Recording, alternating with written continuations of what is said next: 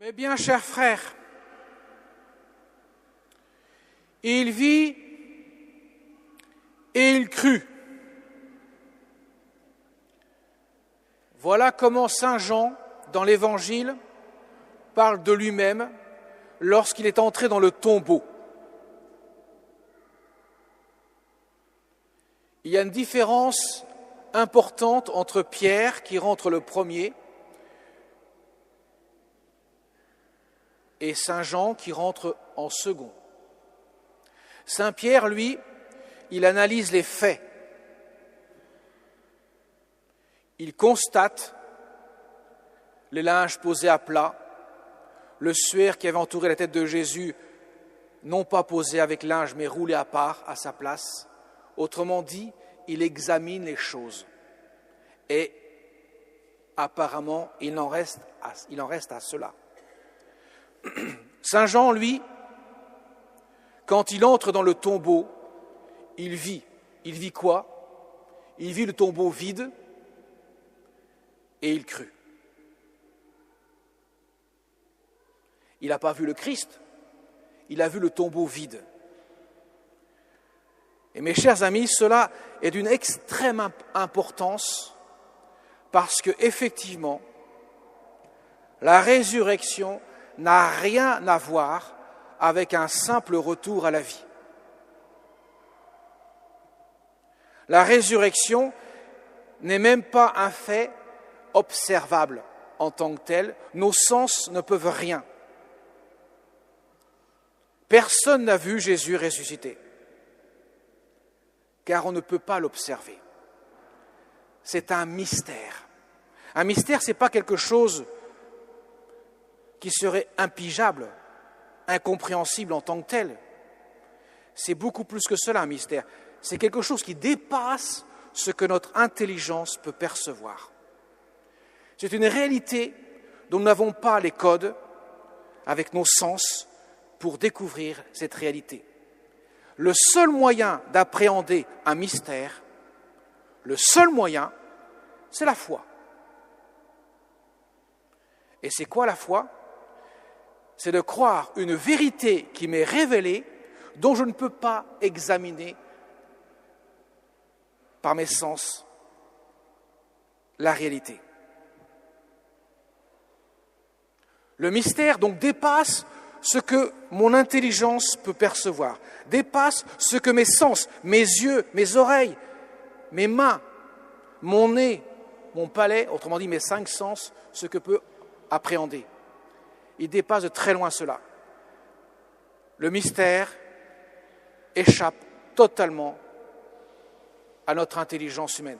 Ce n'est pas qu'il est incompréhensible en tant que tel. Une fois qu'il est révélé, on peut comprendre certaines choses. Mais nous n'avons pas les moyens pour l'examiner pleinement. Cependant, la foi, ce n'est pas « je crois aveuglément » dans quelque chose, où c'est une intuition qui vient dans ma tête qui fait que je pense que Jésus est ressuscité. Non, c'est une révélation. Jésus a annoncé à ses disciples. Les Saintes Écritures n'ont cessé de l'annoncer. La résurrection du Christ est un événement révélé, mais que je ne peux pas observer. La parole de Dieu m'est donnée, je l'accueille comme telle parce que Dieu ne peut ni se tromper ni me tromper puisqu'il est Dieu et que je le reconnais en tant que tel, cette parole, parce qu'elle accomplit ce qui est annoncé. Jésus n'est pas venu comme cela, sur la terre. Il y a une préparation qui date depuis très longtemps. Hier soir, dans la Vigile pascale, nous avons entendu les lectures de la Genèse qui nous montrent que dès le départ, Dieu prépare son plan de salut. Il se révèle aux hommes, et particulièrement à travers ce peuple Israël qu'il a choisi parmi tous les peuples pour venir s'incarner, venir se faire chair, donner sa vie en plénitude sur la croix et ainsi donner la vie à nous tous en nous promettant la résurrection à la fin du monde. Lui est le premier d'entre les morts, il est sorti vivant du tombeau et désormais la mort ne peut plus le toucher. La résurrection est donc déjà une participation du Christ à l'éternité bienheureuse. Sa chair devient impassible. Il ne peut plus mourir, il ne peut plus souffrir. Il est dans la gloire de Dieu. Il va rester 40 jours encore avec ses apôtres, ses disciples, et puis il montera au ciel le jour de l'ascension, faisant entrer dans le sein de Dieu l'humanité. Voilà pourquoi Saint Jean dit « il vit et il crut ». Sa foi naît du signe du tombeau vide. Ça peut paraître surprenant, il n'est pas là, comme il avait annoncé, je crois qu'il est ressuscité. Et nous le verrons dans les évangiles de la résurrection que nous allons voir tout le long de ce temps pascal. Nous verrons qu'à chaque fois, le Christ n'est absolument pas reconnaissable par nos yeux de chair.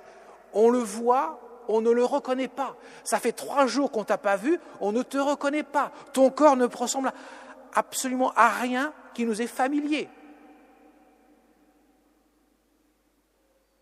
Je vais donner même un exemple. Les disciples d'Emmaüs qui vont le rencontrer, Jésus, sur le chemin, le jour de Pâques, aujourd'hui, ils ne le reconnaissent pas. Il va parler pendant 2 heures avec eux, avec lui, les 2 disciples. Il va leur expliquer de haut en large, en profondeur, qu'il fallait que le Christ ressuscite d'entre les morts. Ils ne le reconnaissent pas. C'est le soir, à la fraction du pain, lorsqu'il va entrer dans l'auberge, qu'ils vont le reconnaître, mais pas avant. Ils ne vont pas le reconnaître par les yeux de chair, mais par les yeux du cœur, la foi. Et qu'est-ce qu'ils vont faire, ces disciples? Ils vont repartir à Jérusalem. Et quand ils vont arriver à Jérusalem, Jésus va être au milieu de ses autres disciples qui ne le reconnaissent pas. Et eux qui l'ont vu il y a 2 heures ne le reconnaissent toujours pas. Il semble avoir changé d'aspect physique. Parce que la résurrection, le Christ ressuscité, on ne peut plus le reconnaître avec les yeux de chair, mais avec les yeux du cœur, la foi. Voilà pourquoi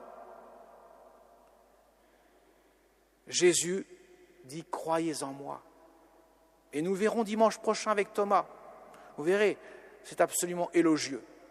Thomas qui va croire une fois qu'il aura vu les plaies qui l'amèneront à croire que cet homme-là est Dieu, mais pas avant.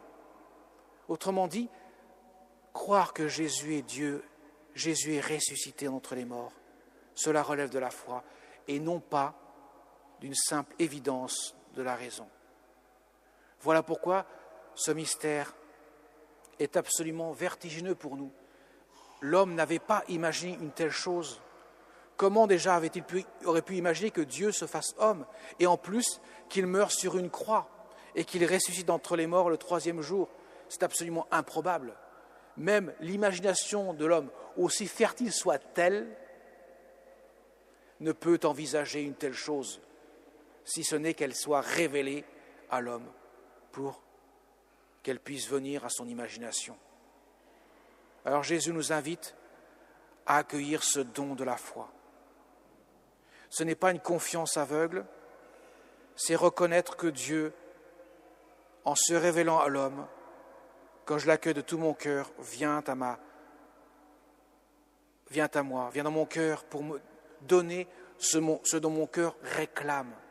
Mon cœur a besoin d'absolu. Vous reconnaîtrez, mes chers amis, même si vous n'êtes pas croyants, que vous ne pouvez pas être satisfait en ce bas monde. Rien ne peut combler pleinement votre cœur, car votre cœur n'est pas fait pour des choses finies, il est fait pour l'absolu, pour l'infini. Et comme il n'y a que Dieu qui est absolu et infini, il va de soi que rien ne peut combler le cœur humain sur terre. Voilà pourquoi l'homme cherche désespérément un bonheur derrière lequel il court sans cesse et qu'il ne trouve pas pleinement. Seule la résurrection, la vie éternelle, qui est une vie sans fin, avec un bonheur plénier qu'ordonne Dieu, peut combler le cœur de l'homme. Voilà pourquoi Jésus nous invite à l'accueillir de tout notre cœur, lui qui veut le transfigurer. Et bien sûr, celle qui a participé pleinement à ce mystère, déjà par son oui le jour de l'Annonciation, qui a permis à Dieu de venir dans le monde en se faisant homme dans le sein de cette Vierge, la Sainte Vierge Marie, mais aussi à chaque instant de sa vie, particulièrement au pied de la croix, où il est uni profondément à ce mystère de la rédemption, autrement dit du salut, du rachat de nos âmes par le don de sa vie. Elle est là pour nous conduire, pour nous aider justement à appréhender ce mystère, d'autant plus que Jésus nous la donne comme mère. Alors demandons-lui aussi de nous aider à accueillir, à avoir confiance en Dieu, car Dieu est digne de confiance. C'est le seul, mes chers amis, entendez bien cela, c'est le seul qui ne peut pas nous décevoir. Pourquoi ? Parce qu'il est Dieu et qu'il ne peut ni se tromper, ni me tromper parce qu'il m'aime plus que je puis m'aimer moi-même. Amen.